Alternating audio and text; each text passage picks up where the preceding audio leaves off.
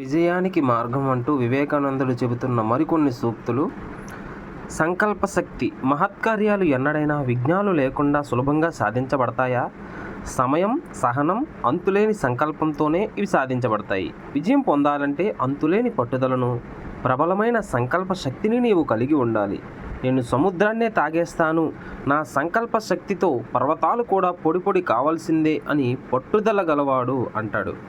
అటువంటి వీర్యోత్సాహంతో దృఢ సంకల్పంతో కష్టపడి పనిచేయి, తప్పక గమ్యాన్ని చేరుతావు. లేచి నిలబడు, ధైర్యం వహించు, బలవంతుడివి కా. బాధ్యతనంతా నీ భుజాలపైనే వేసుకుని నీ విధికి నీవే కర్తవని తెలుసుకో. నీకు కావలసిన బలం, సహాయం అంతా నీలోనే ఉంది. అందుకే నీ భవితవ్యాన్ని నీవే నిర్మించుకో, నిన్ను నువ్వే ఉద్ధరించుకో. మిత్రమా, వేరెవరూ నీకు సహాయం చేయలేరు. నీకు నువ్వే ప్రబల శత్రువువి, నీకు నువ్వే ప్రగాఢ మిత్రుడు అని తెలుసుకోమని చాలా శక్తివంతమైన మాటల్ని మనకి తెలియజేస్తున్నాడు వివేకానందుడు. ఆయన రచనలు, ఆయనవి ప్రసంగాలు చాలామందిని ఉత్తేజపరిచినట్టుగా మనం చూస్తాం.